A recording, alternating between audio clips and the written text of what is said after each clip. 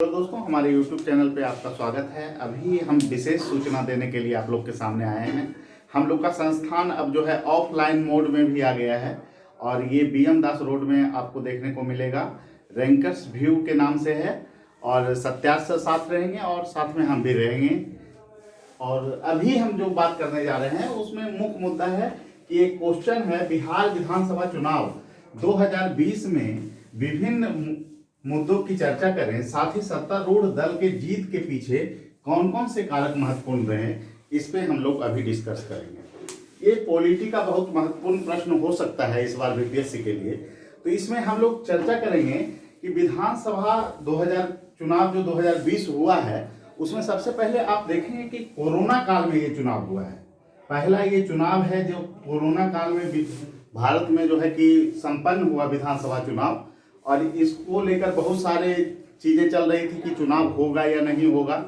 और इसमें सबसे पहली बात ये हुई कि डिजिटल मतलब उपकरणों का बहुत ज़्यादा इस्तेमाल किया गया, वर्चुअल रैलियां हुई और विधानसभा चुनाव को संपन्न कराया गया। लेकिन मुख्य मुद्दा ये है कि इस बार के चुनाव में जो है कि भीड़ जो है देखा जा रहा था कि तेजस्वी के सभा में बहुत ज़्यादा जुट रही थी, लेकिन चुनाव परिणाम जो है एनडीए के पक्ष में आया।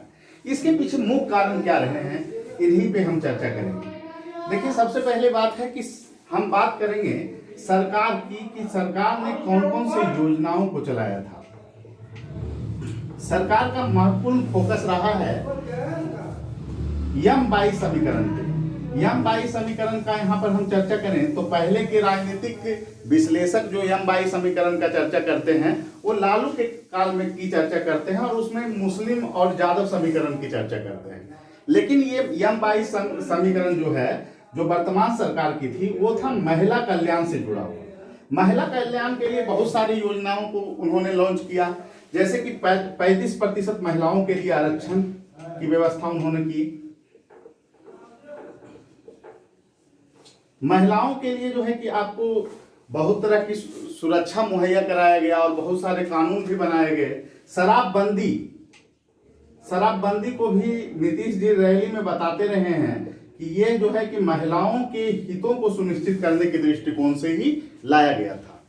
तो ये फैक्टर रहा है। 35% महिला आरक्षण हो गया, शराबबंदी हो गया, अन्य भी महिला से जुड़ा हुआ बहुत सारा स्कीम है, जिसमें कि छात्राओं को जो है साइकिल दिया जाना और अन्य पोशाक दिया जाना, ये सभी फैक्टर जो है ये महिलाओं के कल्याण से जुड़ा हुआ है। और भी बहुत सारे फैक्टर हैं जिसकी चर्चा हम क्लास में करेंगे। और 22 समीकरण यहाँ पे है युवाओं के लिए। देखिए, तेजस्वी जी जो है चर्चा कर रहे थे कि हम 10 लाख युवाओं को रोजगार देंगे, और यहाँ पे आ गया बीजेपी ने यहाँ पर एक गेम प्लान किया बाद में, और उसके बाद यहाँ पे आ गया कि हम जो है 20 लाख रोजगार देंगे युवाओं को।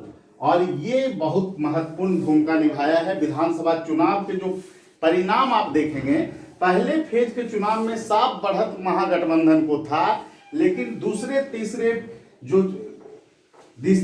तीसरे चरण के जो चुनाव परिणाम हैं उसमें 20 लाख युवाओं को रोजगार का मुद्दा बहुत प्रभावी रूप से देखा जा सकता है। और सीमांचल के एरिया में बीजेपी को काफी जीत जो है कि दर्ज की है बीजेपी, और साथ में जदयू गठबंधन भी जो है दूसरे तीसरे पेज में लीड लेता हुआ दिखाई पड़ता है। उसके पीछे मुख्य कारण जो है राजनीतिक विश्लेषक यही मान रहे हैं। तो हम ये चर्चा करेंगे। और सरकार की और भी बहुत सारी योजनाएं हैं जिसमें 7 निश्चय महत्वपूर्ण फैक्टर रहा है विधानसभा चुनाव में। और कहीं ना कहीं सरकार यह जनता को मैसेज देने में सफल रही कि उसकी सरकार जो है किसानों के हितों को सुनिश्चित करने के लिए है, युवाओं के हितों को सुरक्षित करने के लिए है, और सुशासन का जो है कॉन्सेप्ट कहीं ना कहीं बिहार में सफल होता दिखा विधानसभा चुनाव में। तो ये बात है। और देखिए, सबसे बड़ी बात है, अगर आप सिविल सेवा में विश्लेषण कर रहे हैं तो कहीं उसमें आप लोग जाति विशेष या धर्म विशेष का प्रयोग ना करें। उसमें आप एक फैक्टर मान सकते हैं कि सरकार ने किन किन बिंदुओं पर महत्वपूर्ण फोकस किया और सरकार की योजनाओं की रूपरेखा क्या थी, और जो सरकार चुनाव मैदान में गई वो किन मुद्दों के साथ गई, इसी सब निर्धारक बिंदुओं के साथ आप चर्चा करेंगे। दूसरा पक्ष है तेजस्वी यादव के लिए। कुछ है मिठाने वाला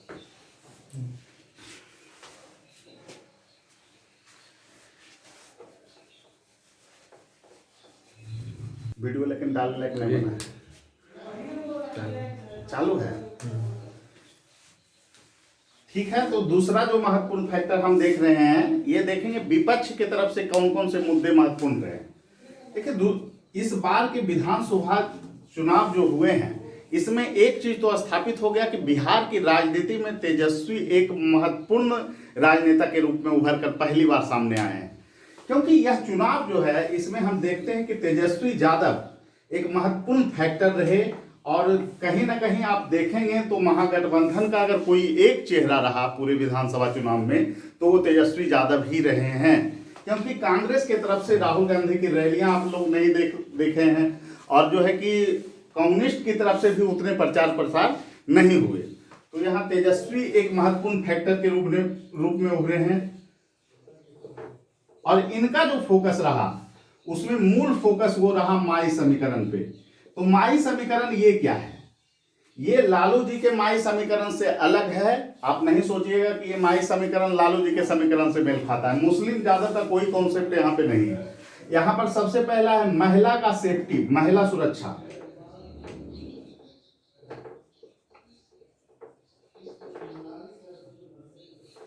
और दूसरा जो फैक्टर है युवा। इस विधानसभा चुनाव में आप देखेंगे कि बिहार विधानसभा चुनाव जो 2020 रहा है, उसमें एक युवा फिगर के रूप में तेजस्वी यादव अपने आप को स्थापित करने में कहीं ना कहीं सफल रहे। बहुत ज्यादा उनकी रैलियां रही, और युवाओं के लिए उन्होंने खास जो संदेश दिया कि हम आपको पहले कलम में 10 लाख रोजगार देने जा रहे हैं, यह चुनाव में महत्वपूर्ण भूमिका निभाया। और चुनावी विश्लेषक ये मानते हैं कि युवाओं का रुझान जो है महागठबंधन के पक्ष में था। तो इससे निश्चित रूप से यह संकेत मिल रहा है बिहार विधानसभा चुनाव में कि तेजस्वी एक बिहार में स्थापित नेता के रूप में उभरे हैं। हालांकि चुनाव परिणाम उनके पक्ष में नहीं रहा। तो हमारा विश्लेषण का जो आधार होगा, ये इन्हीं मुद्दों पे होगा, और फिर इन्हीं चीजों को आधार बना के आप सारा पॉइंट को आप यहाँ लिखेंगे। अब विभिन्न मुद्दे क्या रहे? देखिए, विभिन्न मुद्दे में महत्वपूर्ण भूमिका रहेगा रोजगार, जो मुद्दा रहा है चुनाव का। ये रोजगार मुद्दा था, वो सत्ता पक्ष की तरफ से भी था और विपक्ष की तरफ से भी था। दूसरा रहा महिला का मुद्दा। अगर देखें तो सरकार ने महिला कल्याण पे फोकस किया कि महिलाओं के लिए हम विभिन्न प्रकार की स्कीम लाए हैं। वहीं विपक्ष जो है कि इसमें बोल रहा था कि महिला सेफ्टी नाम का कोई चीज नहीं है, गैंग रेप की वारदात हो रही है, विभिन्न जगह पे लड़कियों के साथ शोषण हो रहा है, घरेलू प्रताड़ना चरम स्तर पे पहुंच गया है। तो ये तमाम फैक्टर जो है महिला से संबंधित विपक्ष भी उठाता रहा, और सरकार ने बार बार कहा कि महिलाओं के लिए हम विशेष रूप से स्कीम लाए, 35% आपको आरक्षण दिए, बालिका पोशाक योजना लाए, साइकिल योजना लाए। इस तरह से महिलाओं पर फोकस जो है सरकार का भी रहा और फिर विपक्ष का भी रहा है। तो दूसरा घटक में आपको विश्लेषण का आधार होगा महिला। तीसरा अगर घटक आप महत्वपूर्ण देखें तो इसमें आपको आ रहा है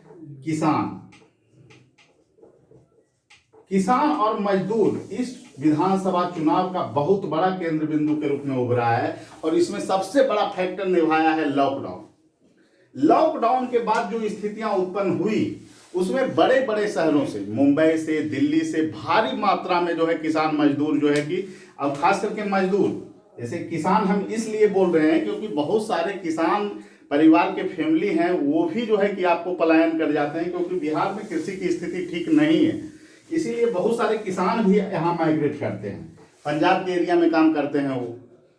तो ये फिर जो है किसान मजदूर जो लॉकडाउन के दौरान बिहार आए, उनका झुकाव कहीं ना कहीं लॉकडाउन में उनको समस्या का सामना करना पड़ा, और उस समस्या को बार बार उठाने का प्रयास तेजस्वी यादव ने किया, और जिसका फायदा आपको विधानसभा चुनाव में उन्हें मिलता हुआ स्पष्ट रूप से दिखाई पड़ता है, ऐसा चुनावी विश्लेषकों का मानना है। तो ये फैक्टर भी आप मान सकते हैं, किसान और मजदूर। एक चीज जो देखने को मिला है बिहार विधानसभा चुनाव में, अगर आप देखिएगा चुनाव परिणाम चाहे जो भी रहा हो, लेकिन चुनाव परिणाम का जो अंतर है एनडीए और महागठबंधन, वो मात्र 12,000 वोट का अंतर है। और 12,000 वोट कोई विधानसभा चुनाव जीतने के लिए, एक विधानसभा चुनाव जीतने के लिए भी जो है कि महत्वपूर्ण माना जाता है। लेकिन यह चौंकाने वाली बात है कि यह विधानसभा चुनाव में जो है 125 और 110 का अंतर देखा जा रहा है। 125 सीट मिली है जहां एनडीए को, और वहीं महागठबंधन 110 पे सिमट गई। लेकिन जो अंतर है आप अगर देखें तो अंतर मात्र 12,000 वोटों का है। ठीक है, तो हमारा जो आधार होगा क्वेश्चन लिखने का इन्हीं सब बिंदुओं पे होगा और इसी का हम लोग विश्लेषण करेंगे। अब है कि विभिन्न मुद्दों की चर्चा करें तो विभिन्न स्कीम का आप चर्चा कीजिएगा सरकार की तरफ से, और रोजगार के मुद्दे पर अगर तेजस्वी के पक्ष में आपको चर्चा करना होगा तो 10 लाख रोजगार का मुद्दा महत्वपूर्ण रहा। 10 लाख रोजगार वो देंगे कहाँ से, तो शिक्षा, स्वास्थ्य, पुलिस सेवा, अन्य क्षेत्रों में उन्होंने वादे किए। और ये चौंकाने वाला था, उन्होंने बार बार विधानसभा चुनाव में एक शब्द का यूज किया है कि हम पहली कलम से 10 लाख रोजगार देंगे, जो कि एक पूरे राष्ट्रीय स्तर पर यह मुद्दा का विषय रहा है। तो आप लोग इसको आंसर में जरूर शामिल करें कि ये वादे भी बहुत महत्वपूर्ण रहे, जो जिसके कारण तेजस्वी को इतनी सीटें आई है। और दूसरा महिला सुरक्षा, महिला सुरक्षा भी कहीं ना कहीं सेंधमारी करने में तेजस्वी यादव यहाँ पे सफल होते दिखाई पड़े हैं। लेकिन महिलाओं का वोट का झुकाव है कहीं ना कहीं नीतीश कुमार के पक्ष में रहा है, ऐसा चुनावी विश्लेषक मानते हैं। तो आपका भी विश्लेषण का आधार वही होना चाहिए। किसान और मजदूर का जहां तक सवाल है तो इसमें निश्चित रूप से किसान मजदूर सरकार के विरुद्ध थे, जिसका प्रभाव आप चुनाव में देख सकते हैं। और नीतीश कुमार के पक्ष में जो है कि यहाँ पर वोटिंग कम हुई है, किसान मजदूरों को वोट नीतीश कुमार को कम मिला है। और कहीं ना कहीं इसमें बीजेपी को नुकसान नहीं हुआ, जिसके कारण एनडीए सत्ता में आने में सफल रही है, लेकिन जदयू को नुकसान हुआ है। तो इसमें आप इस तरह से लिखिएगा कि वर्तमान सरकार जो थी वो किसान मजदूरों के लिए जब लॉकडाउन की समस्या हुई तो उसमें उतनी सुविधा नहीं थी, या फिर जो है कि उतनी पहुंच सरकार की नहीं थी जो कि उनको खुश कर सके, जिसका जो है कि दुष्प्रभाव आप देख सकते हैं कि विधानसभा चुनाव में जो है किसानों और मजदूरों का जो रोल रहा है वो कहीं ना कहीं जो है कि वर्तमान सरकार के खिलाफ रहा है। लेकिन कुल मिलाकर जो चुनाव परिणाम है वो फिर से जो है कि आपको नीतीश कुमार को सत्ता दिलाने में सफल रहा है। तो आप जीत के पीछे कौन कौन, तो जीत के पीछे यही सब फैक्टर रहे हैं, इन्हीं मुद्दों पे आप बात करना है।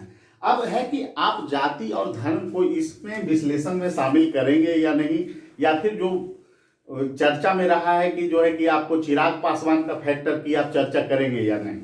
देखिए, आपको एक राजनीतिक विश्लेषक के तौर पे आप वहाँ उत्तर नहीं दीजिएगा, एक प्रशासक के तौर पे आपको उत्तर देना है। तो आप चिराग पासवान के कारण जो है एनडीए को नुकसान हुआ, ये सब लिखना बिल्कुल उचित नहीं है।